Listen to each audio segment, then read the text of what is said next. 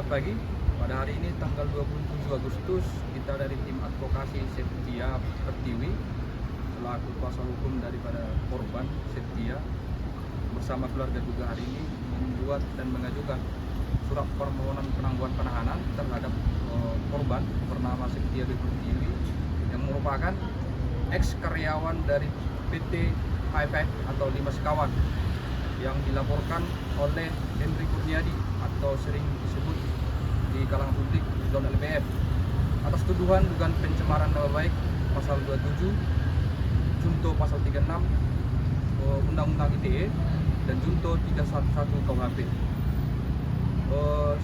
Setia merupakan ex karyawan PT HIP yang memperjuangkan hak atas buruh, hak atas pekerja selama bekerja di PT HIP yang dimana ada hak-hak daripada pekerja yang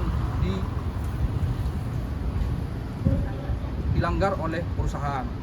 Dan atas hal itu selaku Setia sebagai orang awam hukum membuat postingan terkait dengan pelanggaran hak atas pekerja di tempat Setia bekerja. Oleh karena itu, atas dasar hal itu juga John LBF atau Henry Kurniadi selaku direktur daripada PT HIP melaporkan Setia dengan dugaan pencemaran nama baik, dan pada hari Senin tanggal 26 Agustus Setia dilakukan penahanan oleh Kejaksaan Negeri Jakarta Pusat, yang mana kita melihat bahwa penahanan ini agak lucu karena selama proses penyelidikan Setia di Polda, penyidik tidak pernah menahan Setia. Namun hari ini pada tanggal 26 Agustus kemarin Setia justru ditahan. Bahkan kita juga sudah berupaya untuk mengajukan supaya Setia jangan ditahan, tapi Kejaksaan Negeri Jakarta Pusat tetap dengan bersikukuh untuk melakukan proses penahanan Setia. Dan Setia hari ini posisinya berada di rumah tahanan negara di Pondok Bambu dalam jangka waktu penahanan sampai 20 hari ke depan. Mungkin kembali. Ya. SafeNet di sini juga sebagai bagian dari tim advokasi Setia juga mengajukan surat penangguhan penahanan karena ini salah satu bentuk dari solidaritas yang bisa dilakukan oleh kelompok masyarakat sipil. Sekali lagi, SafeNet melihat bahwa Undang-Undang ITE ini memang selalu tajam ke bawah. Itu bagaimana digunakan pasal-pasal yang bermasalah yang sebetulnya sudah direvisi di awal tahun ini, tapi memang pada kasus ini masih menggunakan pasal-pasal yang sudah dianggap tidak berlaku sebetulnya di Undang-Undang ITE.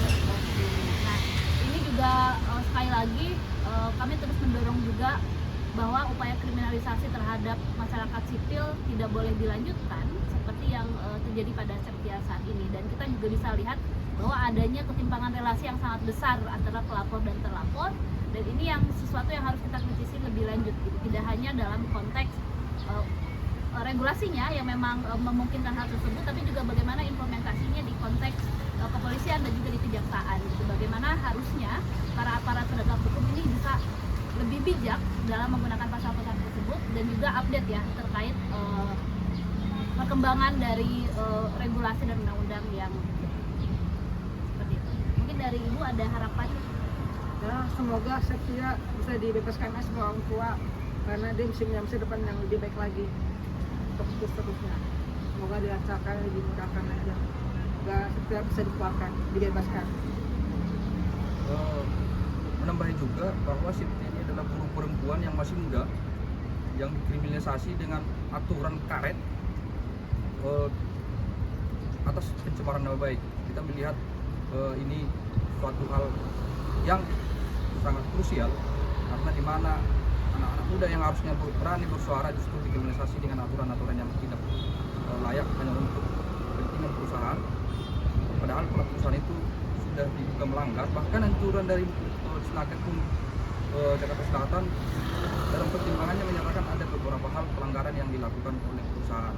Dan kita juga menyampaikan hari ini bahwa Sudinaker Jakarta Selatan dalam bagian pengawasan kita ngecam bahwa tindakan pemeriksaan pengawasan sampai hari ini tidak ada hasil, dan terkesan lama Bahkan sudah setahun sampai hari ini pengawasan Sudinak Jakarta Selatan tidak ada hasil kepada Setia.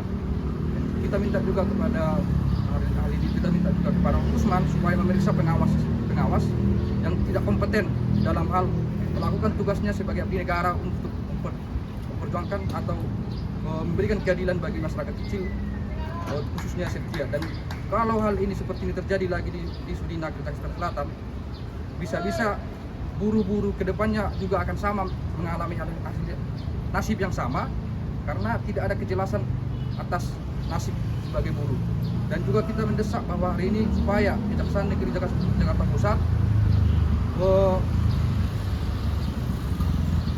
mengabulkan permohonan penangguhan penahanan kita, karena Setia ini selama proses penyelidikan pun kooperatif dan tidak pernah mengangkangi atau tidak hadir dalam proses penyelidikan. Artinya Setia sampai hari ini taat proses hukum dan menghormati proses hukum di negara ini. Demikian kami sampaikan pada hari ini.